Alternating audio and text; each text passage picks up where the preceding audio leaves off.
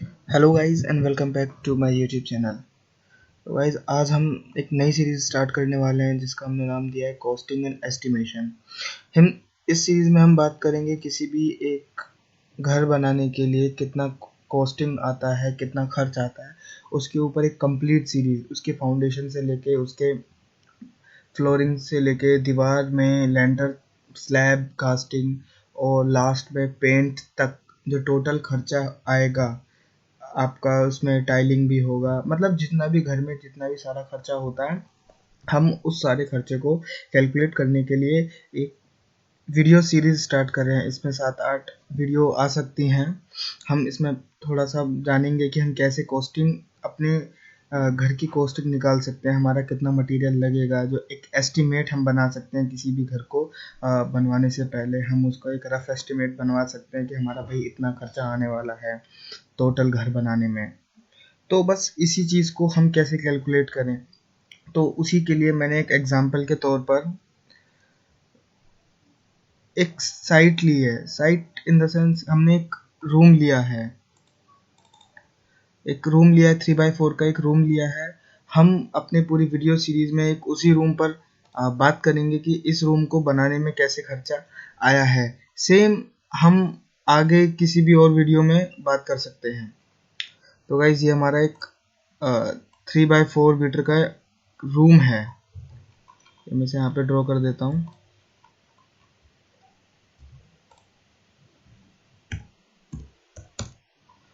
तो हमारे पास ये एक साइट है, इस 3x4 मीटर की साइट है। हम इसमें एक बेडरूम बनाना चाह रहे हैं या कोई सा भी एक नॉर्मल रूम बनाना चाह रहे हैं।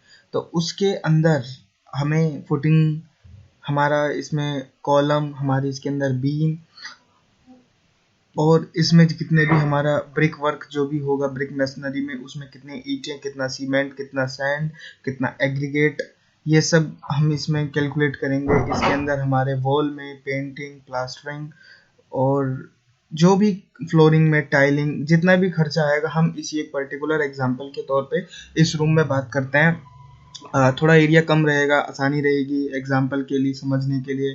और सेम यही चीज़ फिर हम किसी भी बड़ी साइट पर, आप अगर आपको ये चीज़ आ जाएगी तो आप सेम यही चीज़ किसी भी कंप्लीट बड़े साइज के प्लॉट में ये चीज़ को अप्लाई कर सकते हैं और वहाँ से कॉस्टिंग निकाल सकते हैं। तो हमारी साइट के लिए हमने 3x4 मीटर का एक साइट लिया है। ये हमारा 3 मीटर है, ये वाली साइट हमारी 3 मीटर है, और यहाँ से यहाँ तक हमारा साइट 4 मीटर है। तो इसके अंदर हमें सबसे पहले किसी भी घर बनाने से पहले उसके फाउंडेशन पे काम करते हैं। तो हमारे साथ मैंने कंडीशन, इस प्लॉट के साथ कंडीशन ली है कि हमारे दोनों तरफ, जैसे कि अगर हम इस वाले प्लॉट की बात करें तो यहाँ पे इस तरफ और इस तरफ हमारी अदर्स प्रॉपर्टी है, मतलब यहाँ पर हमारा दूसरे की किसी और व्यक्ति की प्रॉपर्टी है, तो यहाँ पर हम काम नहीं करवा सकते।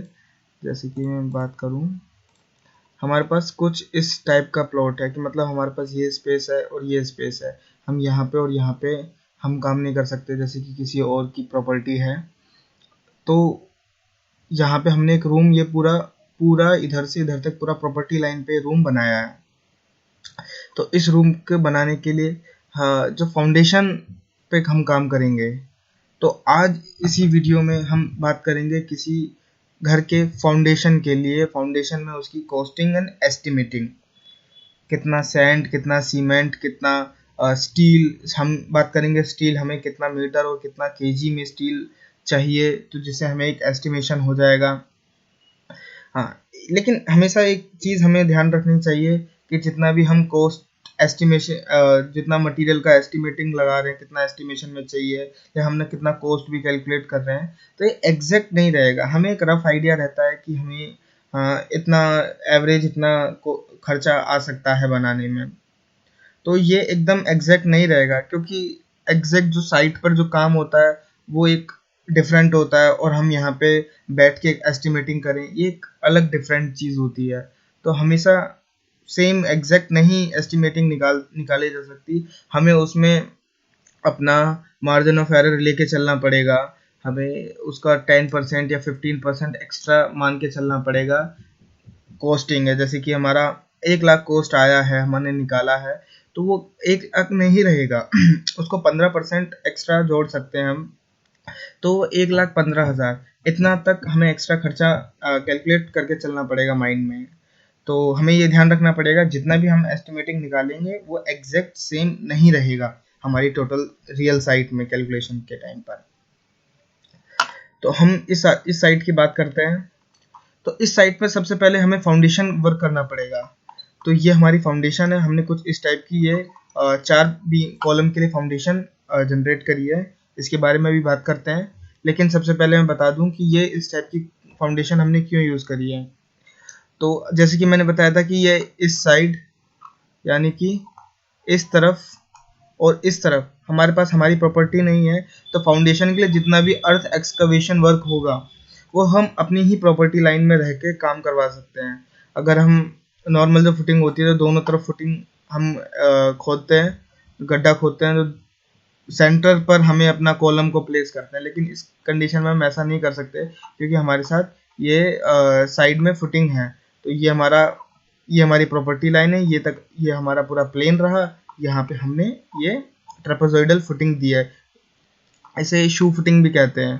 तो इसके बारे में अभी हम बात करेंगे कि इसकी क्या डिटेलिंग है, और इसमें इस एक फुटिंग का कॉस्ट निकालेंगे, उसको फिर 4 से मल्टीप्लाई कर देंगे तो ऑटोमेटिकली हमारे पास चारों फुटिंग का कॉस्ट आ जाएगा।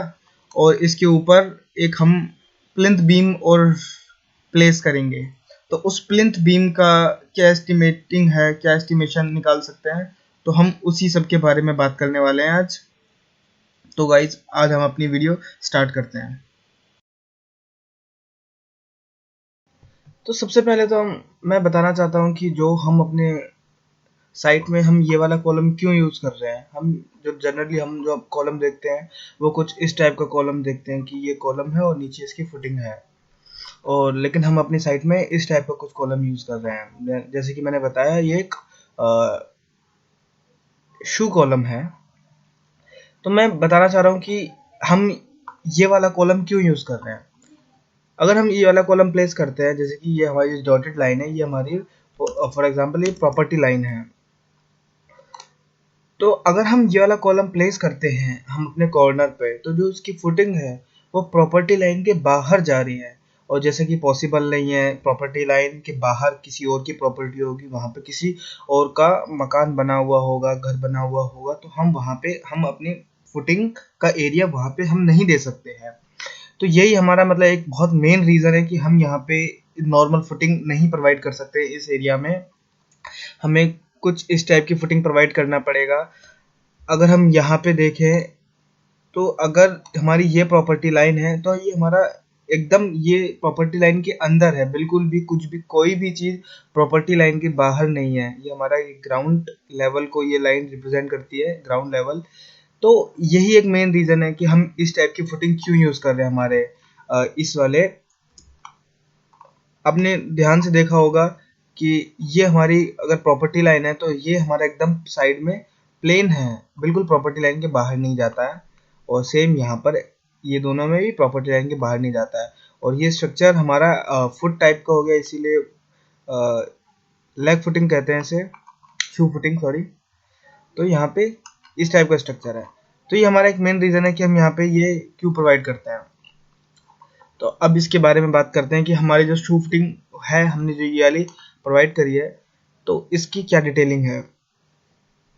इसका एस्टिमेशन निकालने के लिए सबसे पहले हम एक 1 स्टोरी G+1 स्टोरी बिल्डिंग के लिए बात करते हैं। तो हमने जो भी यहाँ पे कॉलम यूज़ किया है वो स्टैंडर्ड जो हमारा कॉलम देखते हैं 9x9 इंच का, वो वाला हमने कॉलम यहाँ पे यूज़ किया है। ये हमारा कॉलम 9x9 इंच का है, ये कंटिन्यूस है। और जो इसमें हमने रेनफोर्समेंट यूज़ किया है वो 12 mm का रेनफोर्समेंट बार यूज़ किया है। हमारी जो ये ग्राउंड लेवल है, और ये हमारी ग्राउंड लेवल से नीचे की जो डेप्थ है, ये वाली जो हमारी डेप्थ है यहाँ से लेके यहाँ तक, ये हमने 4 फुट रखा है, 4 फुट या फिर 1.2 मीटर। तो हमने ये यहाँ पे ये डेप्थ रखा है। इसके डिज़ाइन करते टाइम हमें ध्यान देना है कि ये वाला जो साइज़ है ये हमें 1 फीट लेना है।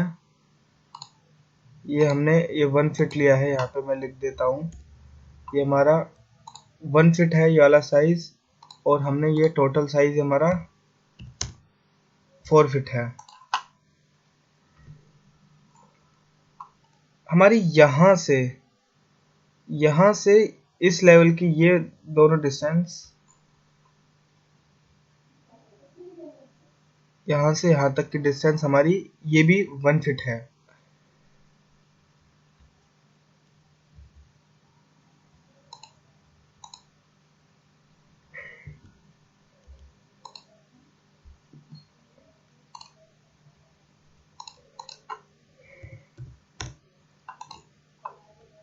ये हमारी 1 फीट है और हम इस टाइप से इस कॉलम को कास्ट करते हैं। हम इस कॉलम को कास्ट करने से पहले सबसे पहले इसके बेस के ऊपर बात करते हैं। तो मैं इसका टॉप व्यू दिखाना चाह रहा हूँ। तो ये हमारा कॉलम है जो हम आगे ऊपर जो हमारा ऊपर कॉलम जाएगा वो ये 9 बाय 9 इंच का ये वाला हमने कॉलम यूज किया है। और इसकी जो फुटिंग का बेड है वो हमारा ये फुटिंग का बेड है। ये 3 फीट बाय 3 फीट का फुटिंग का बेड है। यहाँ पे हमने 3 फीट लिया है और हमारा ये भी, तो हमने 3 फीट बाय 3 फीट का ही फुटिंग का बेड लिया है। और इसमें हम 4 12 mm की बार का रेनफोर्समेंट इस कॉलम में प्रोवाइड करने वाले हैं। तो ये हमने सेम सभी के लिए यही सेम लिया है रेनफोर्समेंट। तो हम यहाँ पे बात कर रहे हैं। तो ये हमारा अब हमारी ये वाली साइड 3 फीट हो गया। हमने 3 फीट बाय 3 फीट का बेड लिया है। इसके अलावा हम जो इसमें रेनफोर्समेंट प्रोवाइड कर रहे हैं ये तो हमारा ये ग्राउंड लेवल है हमारा। इसको मैं यहाँ पे GL टाइप कर देता हूँ। ये हमारा ग्राउंड लेवल है। हम इसमें 12 mm का रेनफोर्समेंट यूज कर रहे हैं इस वाले कॉलम में। जो इस वाले कॉलम का रेनफोर्समेंट है वो नीचे इस वाले जो फुटिंग का बेड होगा उसमें एक मैश है, रेनफोर्समेंट मैश है, उसमें आके ये मर्ज हो जाएगा। अब जो फुटिंग का रेनफोर्समेंट मैश है वो किस टाइप का रहेगा, वो इस टाइप का रहेगा। ये सेंटर टू सेंटर 6 इंच पे, ये हमारा सेंटर टू सेंटर 6 इंच पे 12 mm के 6 इंच बार पर ये हमारा फुटिंग रहेगा। यहाँ पे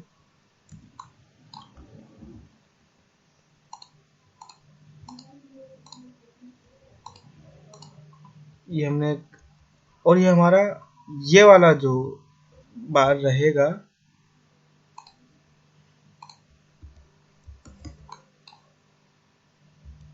वो भी हमारा 6 इंच पे रहेगा। ये हमारा इस टाइप का फुटिंग का मैश रहेगा जो हम यहाँ पे नीचे यूज करेंगे। ये 3 बाय 3 फीट के एरिया में रहेगा। और ये हमारा सेंटर टू सेंटर ये हमारा 12 mm का बार रहेगा। ये जो हम बार यूज करेंगे वो रहेगा 12 mm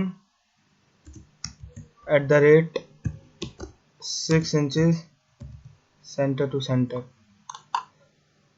हम यहाँ पे इस टाइप से बार यूज करेंगे 12 mm 6। और जो हमारे कॉलम के जो बार आएंगे ये हमारा कॉलम का बार और ये हमारा फुटिंग का मैश, तो हमारे कॉलम के बार फुटिंग के मैश में मर्ज हो जाएंगे। जैसे कि इस वाले मॉडल में है कि ये हमारे 4 कॉलम के बार हैं और ये हमारा हम बेंड करके इसको ये वाला जो हमारा फुटिंग का मैश है इसके अंदर मर्ज कर देंगे, इसको ओवरलैप कर देंगे इस वाले यहाँ पर। तो ये ओवरलैप रहेगा 2 फीट का। तो ये जो डिस्टेंस है ये वाली ओवरलैप की ये 2 फीट की रहेगी सभी बार्स की। और ये इसी डायरेक्शन में रहेगा। ये इस डायरेक्शन में इसलिए रहेगा कि अगर इधर से फोर्स लगता है इस साइड से तो ये कॉलम की जो रिएक्शन रहेगा वो रहेगा कि इस तरफ वो झुकना चाहेगा। और जो हमारे जो नीचे हमने जो एक्स्ट्रा रेनफोर्समेंट प्रोवाइड किया है ये वाला जो मैश के अंदर ओवरलैप कर दिया है, जिससे क्या होगा कि वो एक स्ट्रक्चरल सपोर्ट प्रोवाइड करेगा और हमारे कॉलम को फेल होने से रोकेगा। तो ये हमारी रेनफोर्समेंट डिटेल हुई हमारे कॉलम की।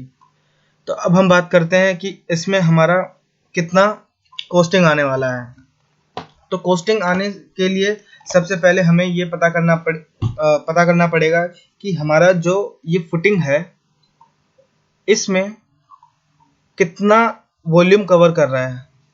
जितना वॉल्यूम कवर करेगा उस हिसाब से हमें उसका कॉस्टिंग निकाल सकते हैं। तो कॉस्टिंग निकालने से पहले, इसका वॉल्यूम निकालने से भी पहले हमें यहाँ पे एक 3 इंच का पीसीसी बेड प्रोवाइड करते हैं। तो इसके नीचे हम ये 3 इंच का पीसीसी बेड, ये हमने 3 इंच का नीचे पीसीसी बेड प्रोवाइड किया है, क्योंकि हमारा ये आरसीसी से नीचे हमारा पीसीसी बेड होता है, तो हम वो भी अकाउंट में लेते हैं। तो सबसे पहले अब हमें क्या करना पड़ेगा, जो हमारी ये फुटिंग है, हम एक फुटिंग का वॉल्यूम निकालते हैं। ये हमारी फुटिंग कुछ 3D व्यू में कुछ ऐसा दिखेगी। ये हमारा ट्रेपेजॉइडल फुटिंग शू। तो हमें इसका सबसे पहले एरिया निकालना पड़ेगा। तो इस पूरे फुटिंग के लिए हम अभी यहाँ के लिए एरिया निकालते हैं। तो सबसे पहले इसके निकालने के लिए हमें पहले नीचे वाला बेस निकाल देंगे, जो रेक्टेंगुलर क्यूबॉइडल है, इसका एरिया, इसका वॉल्यूम निकाल देंगे। उसके बाद इसका वॉल्यूम निकाल देंगे और दोनों को प्लस कर देंगे, तो हमारा टोटल फुटिंग का एरिया आ जाएगा। तो उसके लिए सबसे पहले हमें इसका एरिया निकाल देते हैं। हम इसको एक रेक्टेंगल मानते हैं, इसको यहाँ से डिवाइड कर देते हैं, और ये जो हमारा रीजन हुआ यहाँ से यहाँ तक का, हम इस रीजन को अपना सबसे पहले इसका वॉल्यूम निकालते हैं। तो इसका वॉल्यूम निकालने के लिए क्या करना पड़ेगा, हमें पता है ये लेंथ 3 फीट है और ये वाली हाइट 1 फीट है, और हमारा जो बेस है, हमने बात किया था ये बेस, ये 3 फीट बाय 3 फीट का बेस है। तो ये हमारा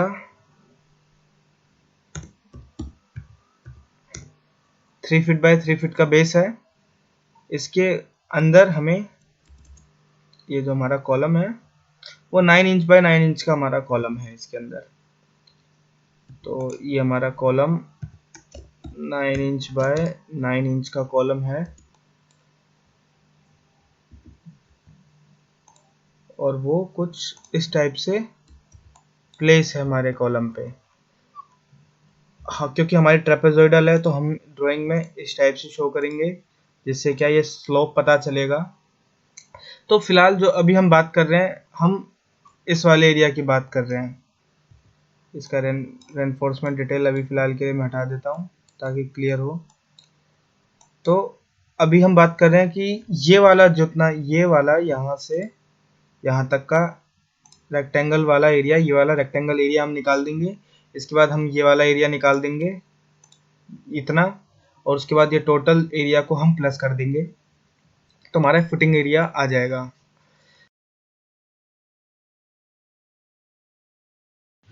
तो अब हम इसका वॉल्यूम निकालेंगे फुटिंग का।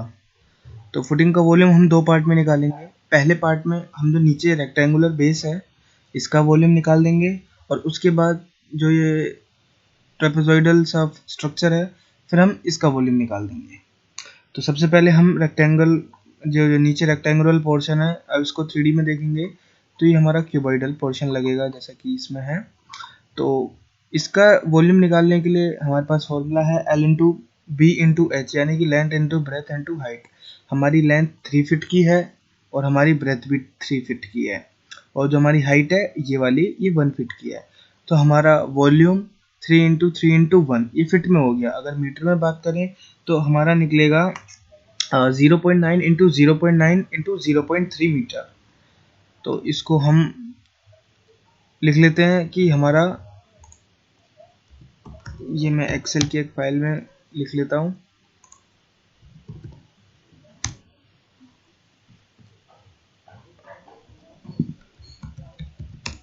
वॉल्यूम ऑफ क्यूबॉइड, तो हमारा 0.3 मीटर इंटू 0.3 मीटर इंटू 0.9 है, 0.9 .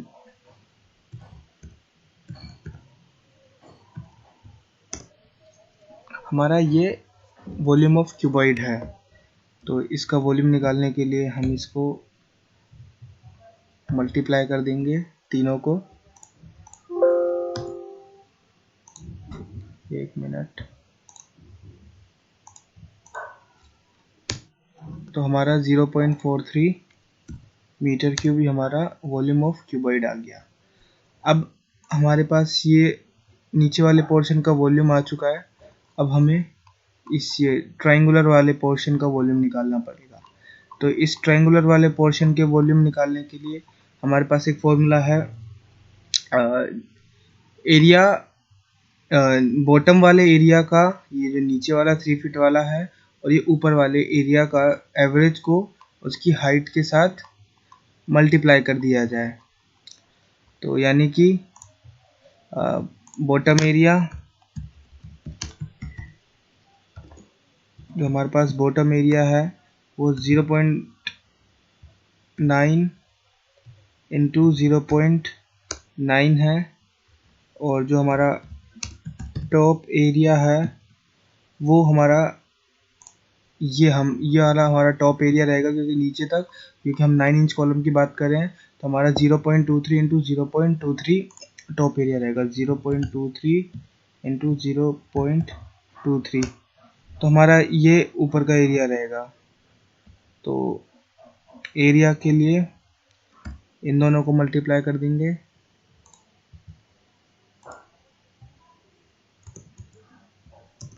.81 मीटर क्यूब, और ऐसे ही इसका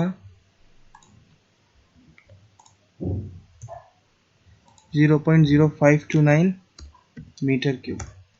ये हमारा टॉप एरिया और बॉटम एरिया। अब हमें इन दोनों का एवरेज निकालना है। तो एवरेज ऑफ बोथ एरिया, तो यहाँ पे हम एवरेज निकालेंगे, ये average of this area and this area. तो हमारा एवरेज जो एरिया निकलेगा, ये निकलेगा इतना मीटर क्यूब। हम उसको वॉल्यूम होगा जो हमारे एवरेज एरिया का, एवरेज एरिया इनटू हाइट, ये हमारा वॉल्यूम रहेगा, एवरेज एरिया इनटू हाइट। तो हमारा एवरेज एरिया हमने फाइंड आउट किया था, ये था, और हमारी हाइट हम बात करेंगे इस वाले हाइट की अपनी। ये ड्राइंग में ये हमारी परपेंडिकुलर हाइट यहाँ से यहाँ तक कितनी है, हमारी यहाँ से यहाँ तक परपेंडिकुलर हाइट 1 फीट है। 1 फीट यानी कि 0.3 मीटर। तो 0.3, तो हमारा जो टोटल वॉल्यूम निकल के आता है वो है 0.12944 मीटर क्यूब। ये हम ट्रेपेजॉइडल स्ट्रक्चर वाले का वॉल्यूम निकल के आता है। अगर हम टोटल फुटिंग के वॉल्यूम की बात करते हैं, तो हमारा जो रेक्टेंगुलर क्यूबॉइडल था और ट्रेपेजॉइडल जो वॉल्यूम है, उन दोनों को प्लस कर देंगे। तो टोटल वॉल्यूम हम प्लस कर देंगे यहाँ पे इस वाले वॉल्यूम को, जो कि ट्राइपोजॉइडल है, और हमारा क्यूबॉइड का वॉल्यूम जो हमने निकाला था स्टार्टिंग में, इन दोनों का प्लस करने के बाद ऐड कर देंगे। तो हमारा टोटल वॉल्यूम 0.37244 मीटर क्यूब निकला फॉर 1 फुटिंग।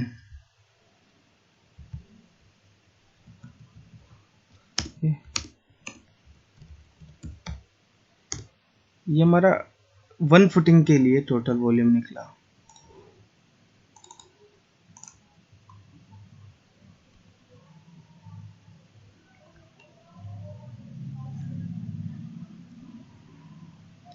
इसी में है हम ग्राउंड लेवल से नीचे जितना भी कॉलम है, इसका भी वॉल्यूम इसी में ऐड कर देते हैं। तो उसको ऐड करने के लिए इसका वॉल्यूम निकालना पड़ेगा। इसका वॉल्यूम कैसे निकलेगा, बहुत सिंपल है। ये भी, ये हमारा 9 इंच बाय 9 इंच का सरफेस एरिया हमारा 2 फीट नीचे।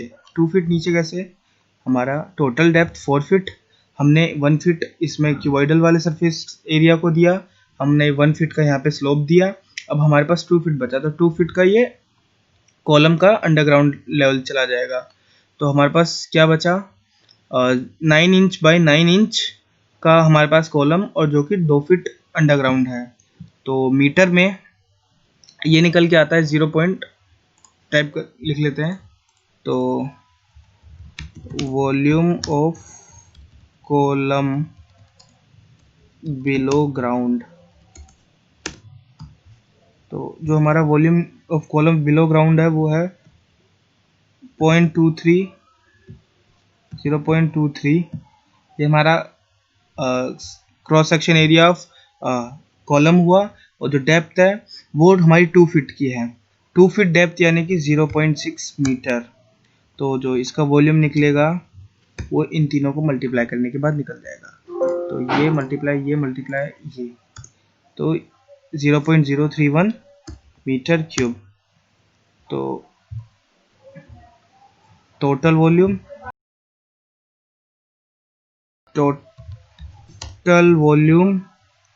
Is what, total volume is इसका वॉल्यूम और इसका वॉल्यूम हम प्लस कर देंगे, तो ये हमारा टोटल वॉल्यूम फॉर 1 फुटिंग। तो अब हमारे पास कंक्रीट का वॉल्यूम आ चुका है।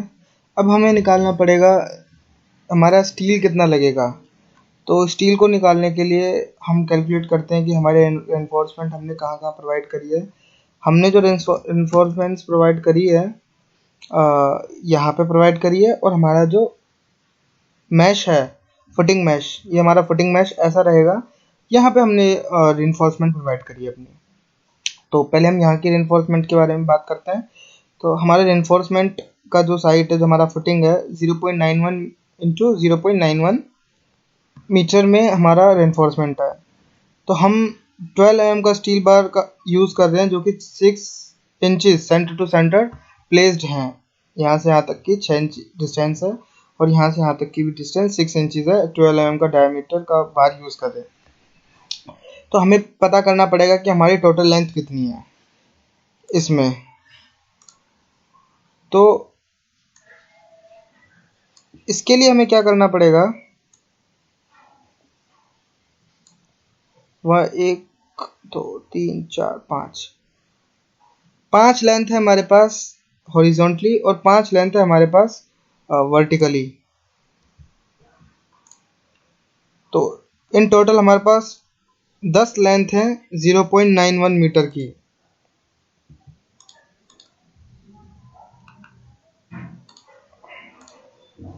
तो 0.91 इंटू 10, तो हमारे पास इन टोटल 9.1 मीटर, जो इसमें जो स्टील बार यूज होगा टोटल में 9.1 मीटर स्टील बार इस पूरे में टोटल यूज होगा। तो हम यहाँ पे लिखते हैं 12 mm का जो स्टील बार है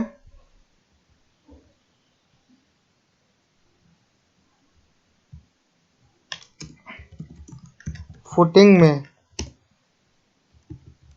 वो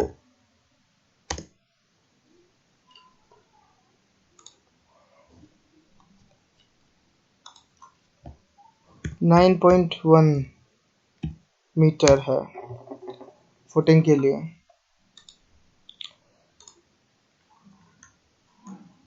एक रेनफोर्समेंट बार, यहाँ से 4 रेनफोर्समेंट बार नीचे आएंगे और फुटिंग के मैश में जाके मर्ज हो जाएंगे। तो वो 4 बार 4 फीट के हुए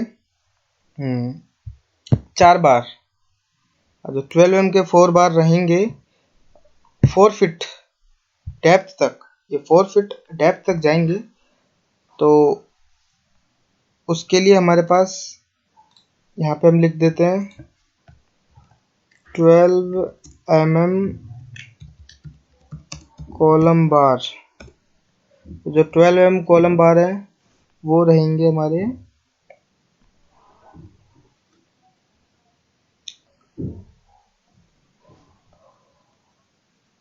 12 1.2 मीटर 1.2 इंटू 4, क्योंकि हमारे पास 4 बार रहेंगे जो कि 1.2 मीटर डेप्थ तक जाएंगे। तो ये हो गया हमारा 1.2 इंटू 4.8 मीटर। ये यहाँ से यहाँ तक की जो डेप्थ है 4.8 मीटर टोटल हो जाएगी चारों बारों के लिए। अभी हमने बात करी जब वो डेप्थ नीचे आ जाएंगे बार, ये बार हमारे फुटिंग मैश के साथ मर्ज हुए, तो इसके बाद हमने बात करी थी कि 2 फीट का इनका ओवरलैप रहता है फुटिंग के मैश के साथ। तो 2 फीट एक बार के लिए हो गया, तो 4 बार के लिए हो गया 8 फीट। तो अपनी लेंथ को 8 फीट को मीटर में कन्वर्ट कर लेते हैं, तो ये 2.4 मीटर। तो जो हम ओवरलैप करेंगे वो 2.4 मीटर का हुआ, यानी कि 2.4 मीटर। तो हम यहाँ पे लिख देते हैं ओवरलैपिंग लेंथ 2.4 मीटर।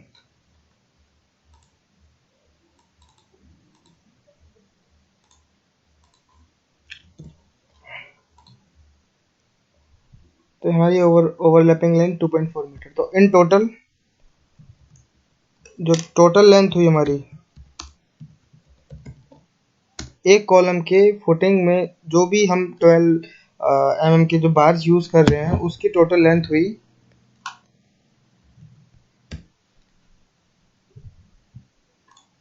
ये लेंथ जो हम फुटिंग मैश में यूज कर रहे हैं, प्लस जो हमारे कॉलम बार में है, प्लस जो हमारी ओवरलैपिंग लेंथ है, सॉरी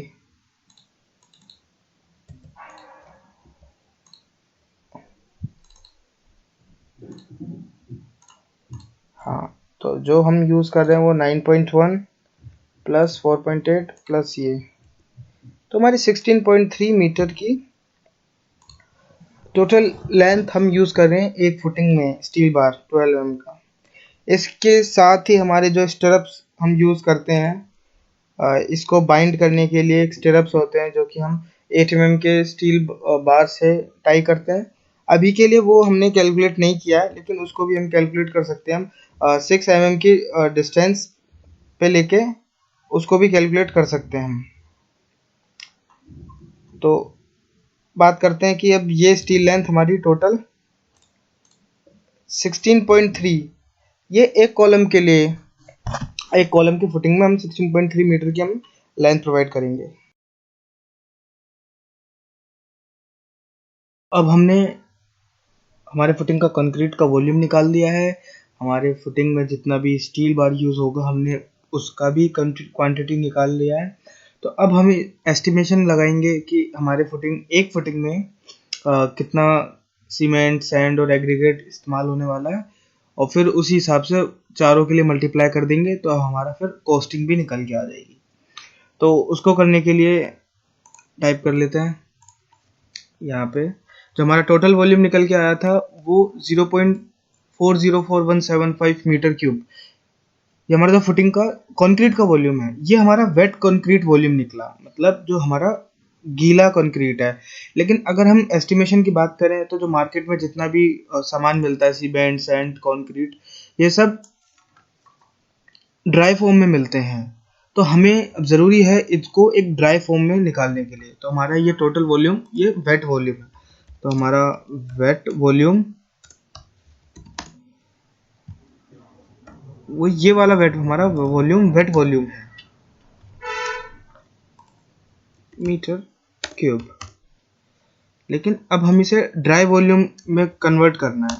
तो जो भी अगर हम वेट वॉल्यूम ड्राई वॉल्यूम में कन्वर्ट करते हैं तो उसे 1.54 से मल्टीप्लाई कर देते हैं। तो ये इंटू 1.54 मीटर क्यूब। हम 1.54 से क्यों मल्टीप्लाई करते हैं? क्योंकि जो हम ड्राई ड्राई मटेरियल जो भी हम यूज करते हैं उसमें पानी जाने के बाद वो 54% श्रिंक हो जाता है। तो मतलब हमारा जितना भी ये वेट वॉल्यूम था ये 54% श्रिंक हो चुका है। अब हमें उसका क्वांटिटी को एस्टिमेट करना है, तो हमें पहले उसे दोबारा से श्रिंक बिना श्रिंक किए हुए जितना वैल्यू थी उतना लाना है। तो ड्राई वॉल्यूम हमेशा 1.54 से मल्टीप्लाई करके निकाला जाता है। तो हमारा ड्राई वॉल्यूम 0.62243 मीटर क्यूब हमारे ड्राई वॉल्यूम आ गया। तो अब हमें इसे एस्टिमेशन निकालना है कि हमारा कितना सीमेंट सैंड है। हम एज्यूम करके चलते हैं कि जितना भी हमने फुटिंग में कंक्रीट यूज किया है वो M20 ग्रेड का कंक्रीट यूज किया है। तो जो हमारा ग्रेड है वो हम यूज कर रहे हैं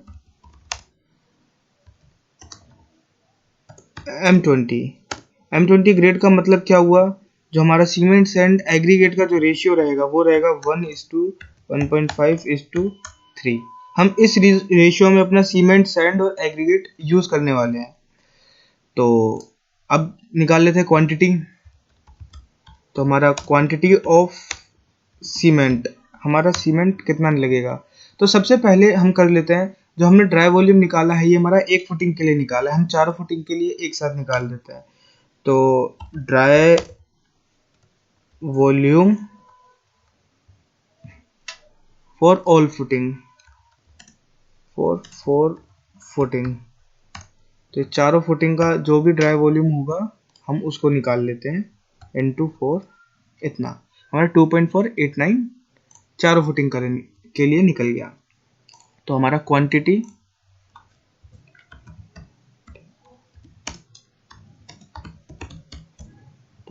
ऑफ सीमेंट हम कैसे निकालेंगे, हमारा रेशियो में जो भी रेशियो सीमेंट के लिए अलॉटेड है अपॉन में, जैसे सम ऑफ रेशियो, तो यहाँ पे लिख लेते हैं सम ऑफ रेशियो। ये टोटल रेशियो का सम 5.5 हुआ, 1 + 5 1.5 + 3 तो 5.5 हुआ। तो जो सीमेंट की क्वांटिटी है वो निकलेगी 1 डिवाइडेड बाय 5.5, यानी कि 1 जो सीमेंट का रेशियो है, रेशियो में सीमेंट का रेशियो 1 है, तो 1 डिवाइड 5.5, तो 5.5 इनटू हमारा ड्राई वॉल्यूम। तो हम यहाँ पे ये जो भी हमारा 1 डिवाइडेड बाय 5.5 आया उसको हम मल्टीप्लाई कर देते हैं हमारा जितना भी ड्राई वॉल्यूम 4 फुटिंग के लिए है, एंटर।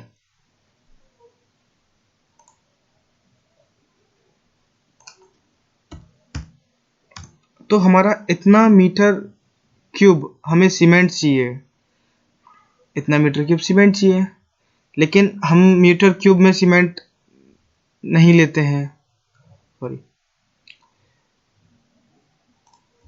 अब निकालते हैं quantity of sand.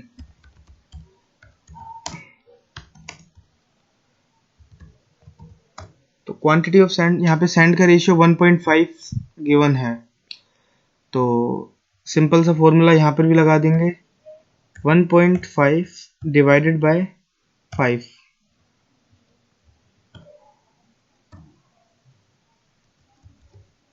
1.5 divided by 5,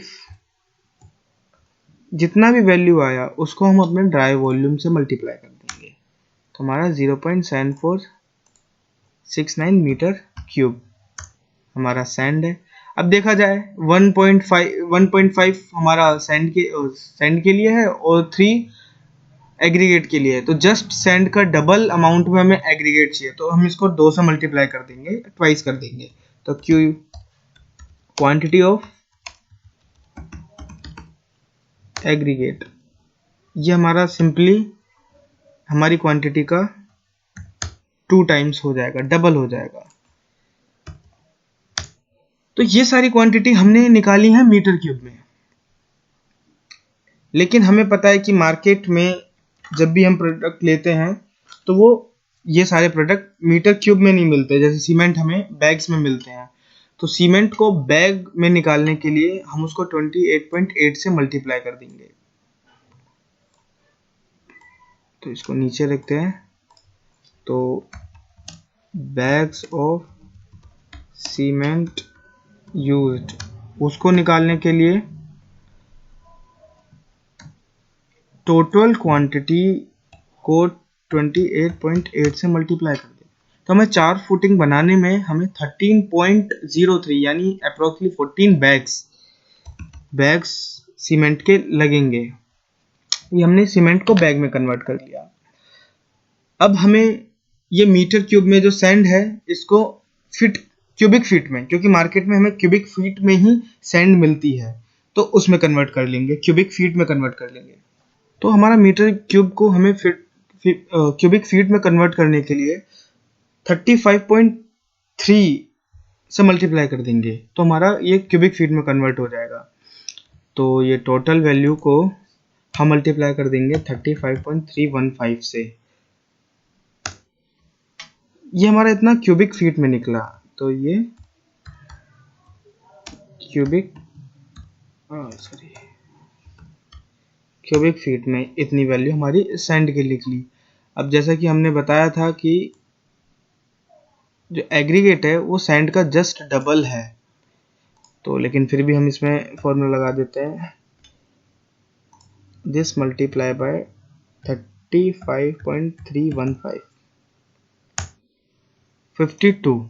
ये 26.3 का जस्ट डबल है, क्योंकि हमारा डबल क्वांटिटी में एग्रीगेट है जितनी क्वांटिटी में हमारा सैंड है। तो ये हो गया हमारा क्यूबिक फीट। तो हमें पता चला कि 4 फुटिंग को बनाने के लिए हमें 13 बैग यानी कि रफली 14 बैग यूज होंगे, और जो सैंड है वो 26.3 क्यूबिक फीट का सैंड यूज होगा, और 52.75 क्यूबिक फीट का हमारा एग्रीगेट यूज होगा। अगेन मैं आपको बता रहा हूँ कि ये जस्ट एक एस्टिमेशन वैल्यू है, एग्जैक्ट इससे डिफर कर सकती हैं, एग्जैक्ट जो रियल वैल्यू है इस वैल्यू को डिफर कर सकती हैं।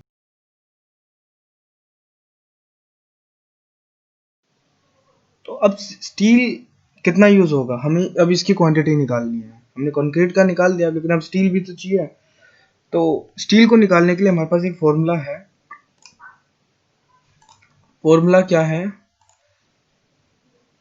Diameter of steel, square of diameter of steel divided by 162 multiply by length of steel, यानी कि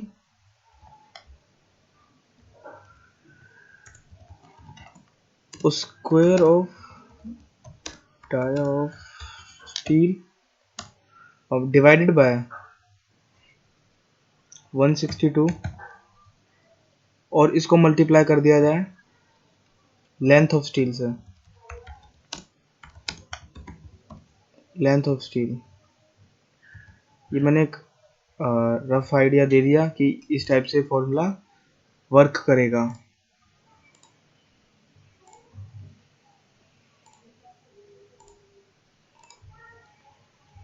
square of diameter of steel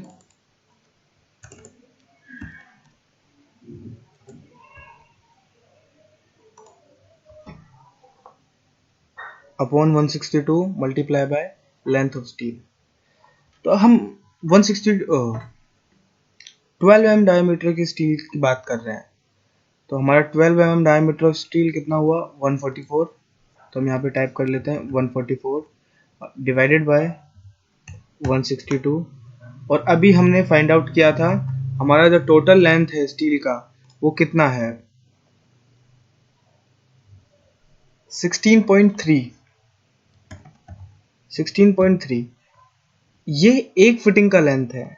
हम चारों फुटिंग के लेंथ के लिए निकाल लेते हैं, तो चारों फुटिंग की लेंथ के लिए हम मल्टीप्लाई कर देंगे 16.3 इंटू 4, तो 65.2 मीटर का हमें स्टील चाहिए, और उसका वेट कितना होगा, तो हम ये सारी कैलकुलेशन वेट के लिए कर रहे हैं। तो वेट, ये ही फॉर्मूला है वेट निकालने के लिए, 144 डिवाइडेड बाय 162 मल्टीप्लाई बाय 65.2। तो weight of steel bar used, कितने स्टील बार यूज हो रहे हैं उनका वेट कैसे निकाला जाएगा, 144 को डिवाइड कर देंगे 162 से।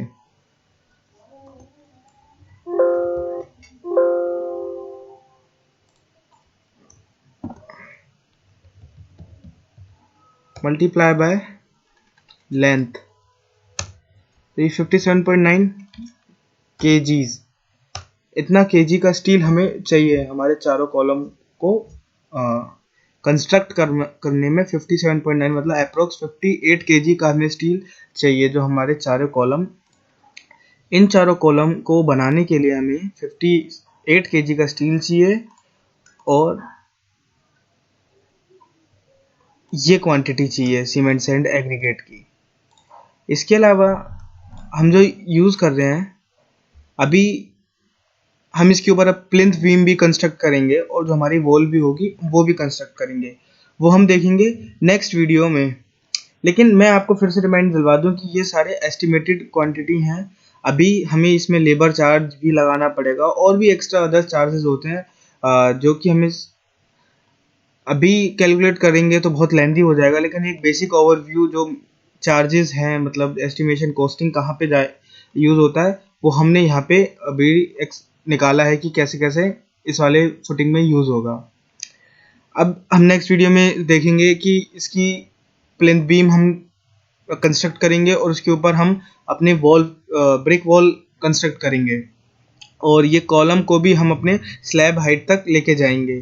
तो ये सारी चीज़ें हम अपने नेक्स्ट वीडियो में देखेंगे और उनका भी पता करेंगे कैसे ब्रिक हम निकालते हैं, number of quantity of BRICS कैसे निकालते हैं, जिसमें मोर्टार यूज है, ये कैसे, ये सब हम नेक्स्ट वीडियो में बात करेंगे। तो इस वीडियो के लिए अभी इतना कि हमने प्लिंथ बीम इस ग्राउंड लेवल से नीचे जितना भी हमारा फुटिंग है, हमने इसके लिए जितने भी रिक्वायरमेंट्स हैं वो सब हमने निकाली हैं। तो मैं आशा करता हूँ कि आप सभी को जो चीज़ें समझ में आई होंगी और कैसे हम कैलकुलेट करते हैं वो सब आपको पता चला होगा। अगर आपको ये वीडियो अच्छी लगी है तो आप लाइक ज़रूर करिए और मेरे चैनल को ज़रूर सब्सक्राइब करें। मैं ऐसी वीडियो लाता रहूँगा और जितनी भी सारी, अभी तो मैं पूरी सीरीज़ है कॉस्टिंग एंड एस्टिमेशन की, उसके ऊपर बात करेंगे, तो वो भी 7-8 वीडियो हम उसके ऊपर लेंगे।